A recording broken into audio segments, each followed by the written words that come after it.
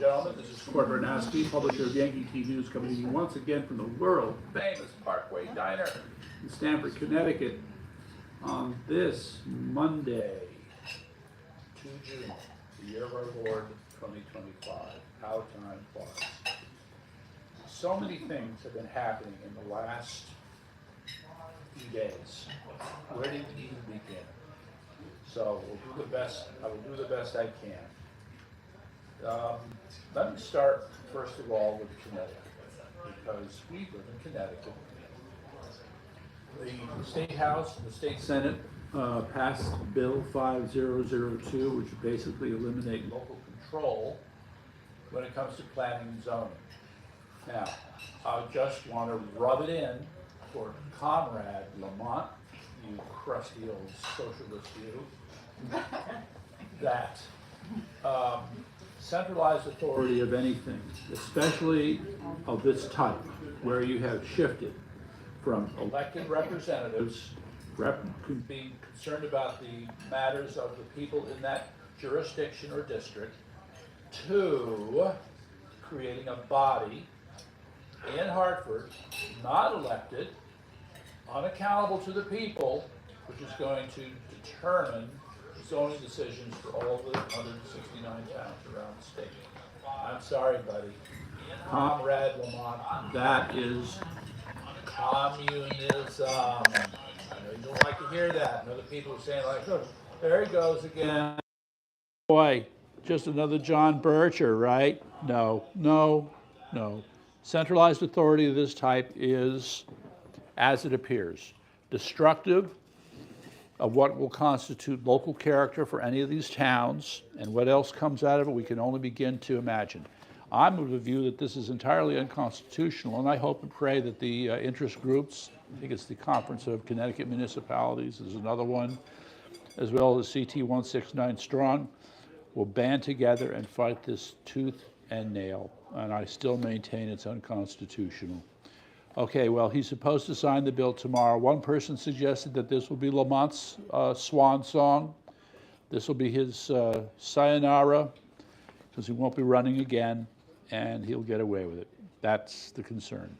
Okay, since I brought that up. Meantime, make sure you go to our website, Yankee Tea News. Like, visit, subscribe, and we definitely want those subscriptions. We're still fighting to get to 1,000 subscribers. So anybody who has not hit that subscribe button yet, please do. Tell your friends. We want to hit that 1,000. Yes, and share. That's right. Okay. Tell tongue time. Yeah, we'll get into it. Our Attorney General Tong, I have to make the point, ladies and gentlemen, has been less than consistent in how he talks about sanctuary cities and Connecticut as a sanctuary state. So where at one point he's defending sanctuary cities and the sanctuary state and saying it's entirely justified, now you're going to hear him say, oh, what sanctuary cities? I don't know what you're talking about. And that's because, we'll get to the story, I think the Department of Justice is finally beginning to bear down on these sanctuary cities, including in Connecticut. Okay, meantime, Tina Peters, my message is the same. To everybody who hears this, tell your friends, we need to make noise. Governor Polis of Colorado, release Tina Peters, okay?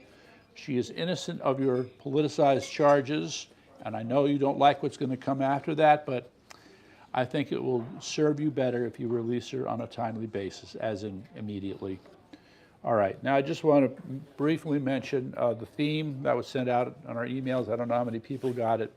The theme is toxic pride. Since it is Pride Month, I think we need to just be a little bit more honest here, okay? Just a little bit more honest.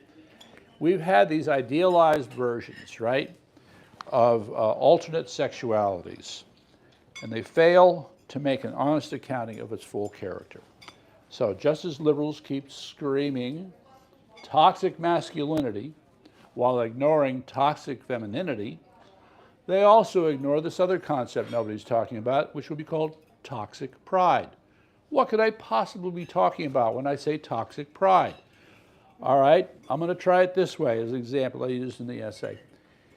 When gays would organize a parade, they had to be careful about who was in the parade. And because you see, within the gay community, you have people who dress normally, right? And then you have those who don't dress quite so normally, okay? They wear the strange suspenders, the weird hat, they wear the chains, their bodies are painted, they're doing weird gyrations.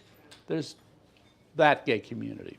And of course, no discussion of the gay community is complete without bringing up the Sisters of Perpetual Indulgence.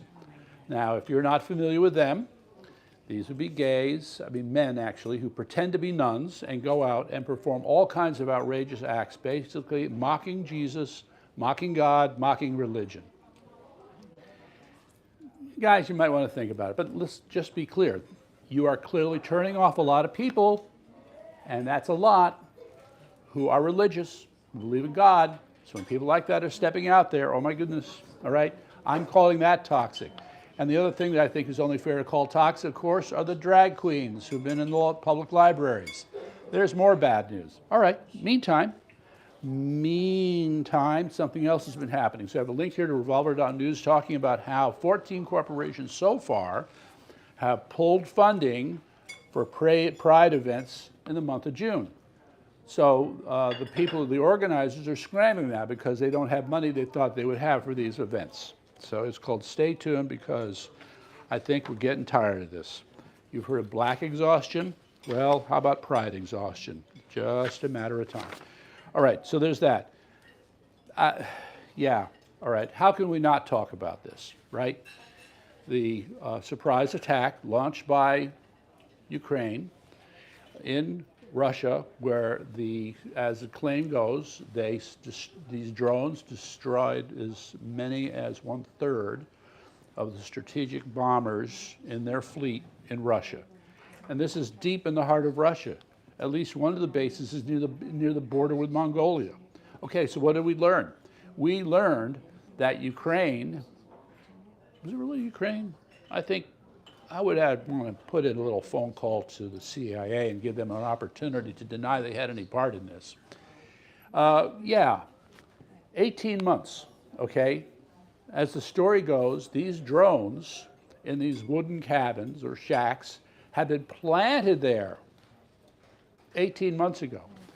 If that is true, ladies and gentlemen, I have a question. It's the same question I ask about any of these kinds of events. Why now? Why not last week? Why not next week? Why now? Well, isn't it a funny thing that, a day or so after this attack? That's right, they were holding peace talks, so-called peace talks in Istanbul, right? So you can be sure that Zelensky was walking in there with a certain amount of attitude because he felt that he had showed up the Russians. Now, we don't have time here for this, but there are so many things to discuss and analyze with respect to this. I'll just make one point. This can happen in America, all right? I want to believe that those people concerned with military security have taken note of this and are protecting our critical assets to make sure something like that doesn't happen. But I wish to also remind the audience of comments I've made in the past. China has thoroughly infiltrated America, thoroughly. And they're in no hurry. And so for them, when the time is right, they're going to disable America. And what they do is going to make what happened in Russia look like a walk in the park. So you might want to consider that. So, just I'm going to jump ahead just to make my point. So now it turns out that the Chinese solar panels have a little device in them, a kill switch. Now, how can a solar panel have a kill switch in it? Well, they have an answer. One of the components is when you're taking in sunlight, it's direct current. You need to convert it into alternating current, and that device is called an inverter. Apparently, the Chinese figured out how to embed a cellular radio inside the inverter. So from wherever the signal is sent, it would go and disable that solar panel. Okay? That's just for openers. There are so many more. So many more. All right, so let's move on to the next part here. So Trump didn't know, okay? Also, I put up a link for what I think is really interesting, and that is an analysis of what happened with Kursk. The 5 mistakes that the Ukrainian military made with their invasion of Kursk. In other words, it was a wasted opportunity. Just saying. Okay, speaking of waste, from the anti-education file, ladies and gentlemen, we must talk about Harvard. Yes, that lovely institution of mediocre learning, Harvard. So you know that there's been a bit of a conflict going on between President Trump and the leadership of Harvard. And this article that I found, let me just, the pull quote is this, so just let me give that to you really quick here. Yeah. Harvard wants to fight, they want to show how smart they are, and they are getting their ass kicked, Trump said in the Oval Office. So here's the problem. On the one hand, okay, I would like to point to that $52 billion endowment that Harvard has to draw on. Okay, well, they may just have to be digging into that big fat piggy bank after all. So meantime, there are donors who will help out, fine. But meantime, on the other side, with the federal government, they have all kinds of regulatory tools in their toolbox, not to mention legal. So for example, one, people were saying, oh, gee, what you've done to the international students, now they can't go to Harvard anymore, what are they going to do? Okay, people feel there are workaround solutions to that. However, there is not really a workaround solution to what Marco Rubio said. I'm putting it nicely when I say they're going to slow walk all the visa applications from foreign students who want to come to America. And they're going to be very selective about this. You know, the part that's not being said is that China is the real target here. Okay, what is it, 300,000 Chinese students who go to different universities, sucking up every bit of intellectual property they can and sending it back to Beijing? Yeah, I don't think we want that. I think we want to get rid of that. It's not in our interest. So if Marco Rubio wants to make it harder for those people to come to our country, it's a good thing. Just wanted to say that. Meantime, what's the other here? Let me get to the next cool part. The next cool, also I just want to mention an 80-hour course on the U.S. Constitution for deep state executives. How nice. Okay, make sure you boys pay attention. There'll be a quiz afterwards. Yes, you better get a good score. Okay, now, AI, all right? I mean, there's a cycling round and round of stuff about artificial intelligence. It's getting tricky. But let me just start with the problems first. Some of you may be already familiar with how AI can hallucinate. Right? Starts babbling and saying things that make no sense. You are probably aware of how AI can generate false information. Okay? Oh, we don't want that, false information. For example, we've had more than several cases where AI has generated fictitious information for legal briefs. So in other words, the scholarly references supporting the contentions in a case, turns out those scholarly references, they do not exist. Imagine the embarrassment of the lawyer before the judge, and imagine how angry the judge can be. It has happened. Okay, so you got that little problem. Let's see, what else we got here? Oh, there's more. The racial bias part, I love this. Okay, job applications. 85% of these put before the ChatGPT to evaluate job candidates made decisions which, for all intents and purposes, were based on race, okay? These are supposed to be algorithms. They're not really, that's another discussion. They're supposed to be algorithms, and they end up doing this. Clearly, there's something wrong with what the designers had in mind. And this has been an ongoing problem, by the way. We know that we've had at least a recent example where a ChatGPT tried to blackmail engineer. And then you have the other case where, let's see, what was it? Oh yes, engaging in deceit, lying. All right, so that sets the stage, okay? So my temptation is when I see something like that, I have a question, a very simple question. Are these problems intractable? Are they insoluble? May it be that they're impossible to fix. I just wanted to float that out there.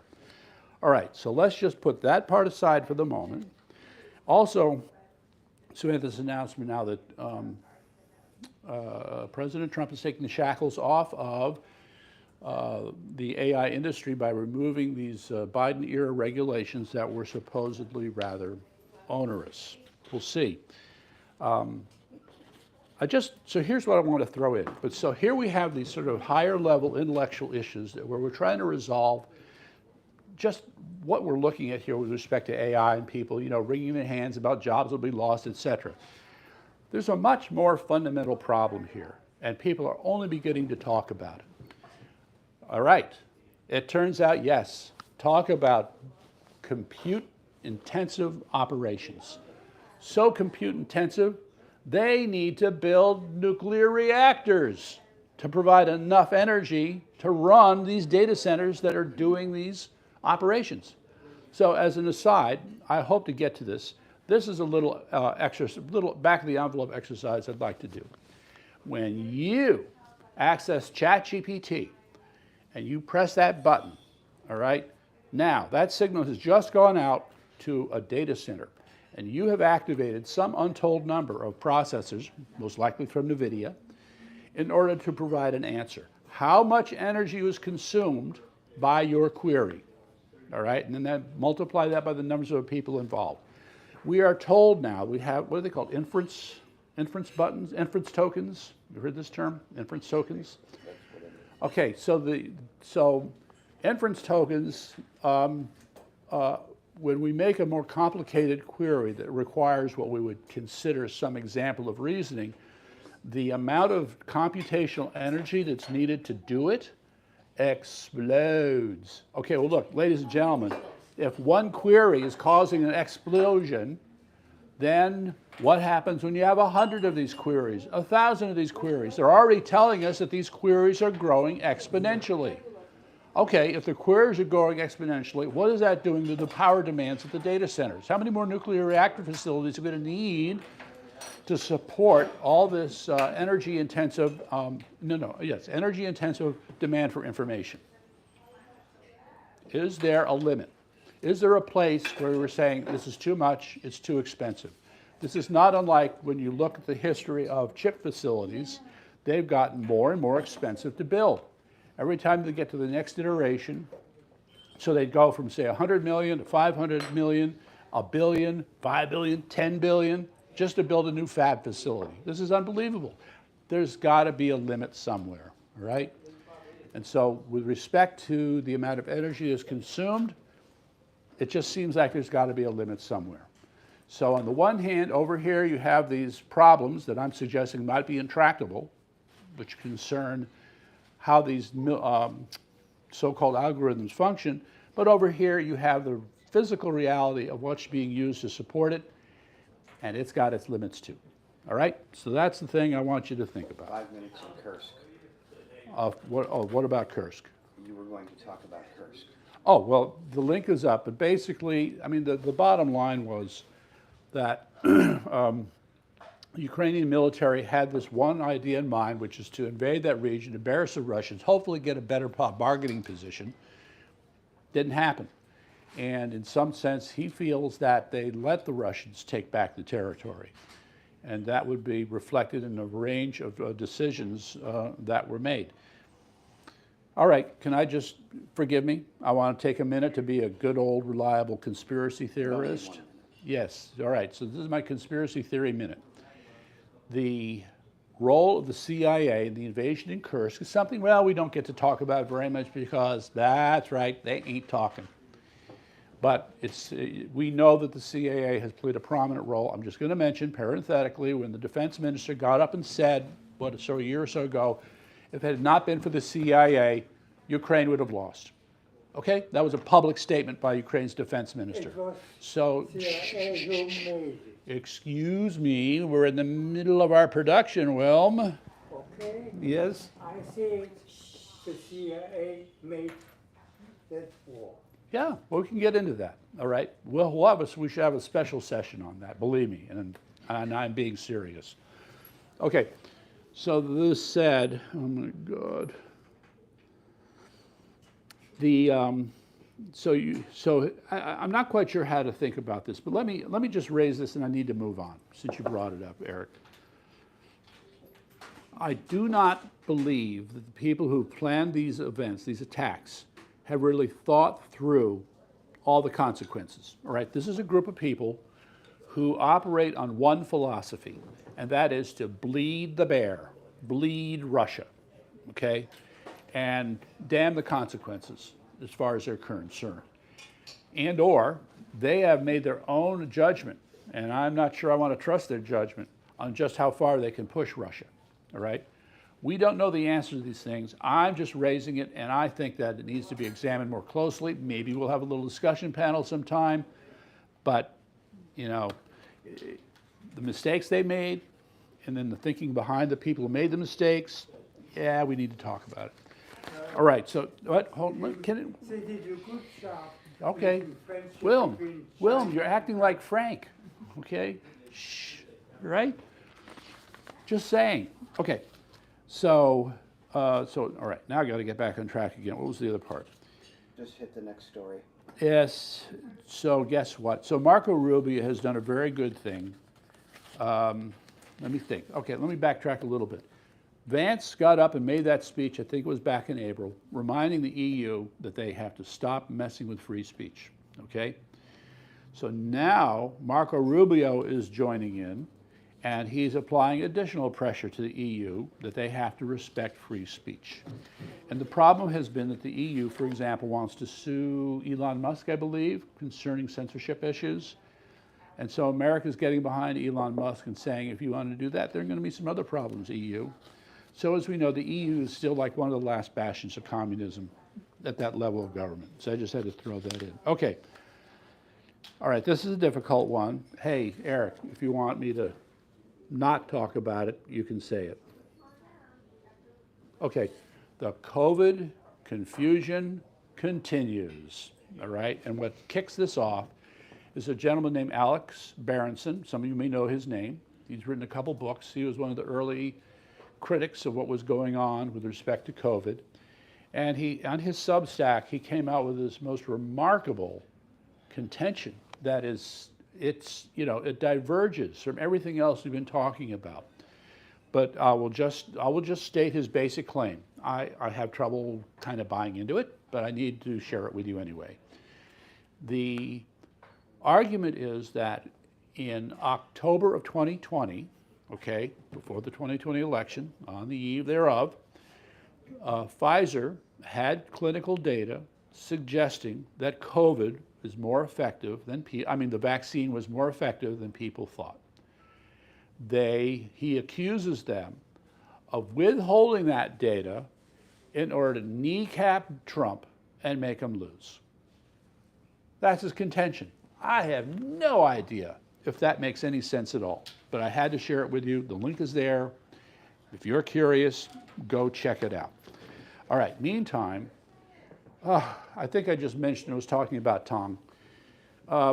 The battle over sanctuary cities is just beginning to heat up. And by the way, congratulations to Tom Homan and the Department of Homeland Security in Massachusetts. They broke a record.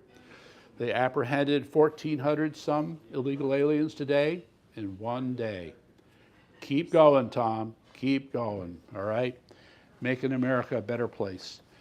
So it's amazing how many states are still holding on to this, but I think if a few get into real trouble and are dragged before a judge, I think we're going to see a lot of people change their tune about sanctuary cities. Just saying. Okay, here's the other thing now. Of course, we've been speaking up as much as we can about Tina Peters and her situation where she's in prison in Colorado. So I have what I think is some really, really good news here. Donald Trump Jr. has hooked up with a group called the American Rights Alliance. So it's a legal group. And they're stepping into the fray to help fight for Tina. So go, go, go. That's just, so that article is there. It came from the Rocky Mountain Voice. You got to see it. Okay, so I got a few other things I can squeeze them in, but the technical last thing I want to talk about is food additive of the week. And in this case, I have to put additive in quotes. That would be bisphenol A. Okay, bisphenol A is what do you call it? Term is escaping me right now. When you create synthetic compounds, you have your starting compound, and then organic chemists make a whole bunch of others from that starting compound. Well, bisphenol A is that starting compound. And the fact of the matter is, when people are complaining about the safety issues with bisphenol A, it kind of goes along with the other intermediates that are created from bisphenol A. All right, it was discovered in the 1930s. It's used as a coating in many packages. I think a point that kicks this off is, I wish I could remember her name. It was Washington State University. It's a woman who's researched this for over 30 years. And she said, based upon her research, she was studying some mice, and the female mice were producing eggs that were abnormal. We'll just put it nicely, abnormal. And they were puzzled, and they couldn't figure out why, until they tracked it down to the polycarbonate bottles in which they had the water that the rats were drinking from. Well, the inside of the bottle was coated with bisphenol A, and this was clearly causing, I'm going to say, genetic and cellular damage to the eggs in mouse's ovaries. And so that's what got her started, okay? And since then, we've learned a lot more about this. The thing that's very strange about bisphenol A is that its harm can really be demonstrated in small doses, but it's hard to demonstrate the harm in larger doses. So it's called go figure. All right, so that's that part. I just want to see if I can grab one more thing here that, yeah, one you can't, I got to mention this. The stuff that happened with the Paris soccer riots. France, some people, I even think President Trump said it, France is gone, okay? If they cannot control things like this, all right, when you have literally hundreds of thousands of homeless people camped out in cities in France, and then they go out and riot like this, you have a serious problem. And, you know, because they want to be such good liberals, the French aren't going to do much about it until somebody else does. And we know that the liberals are doing everything they can to keep people like Marine Le Pen to take office who would do something about it. So, yeah, maybe France is done. Well, on that happy note, I'm done, and we'll see you next week.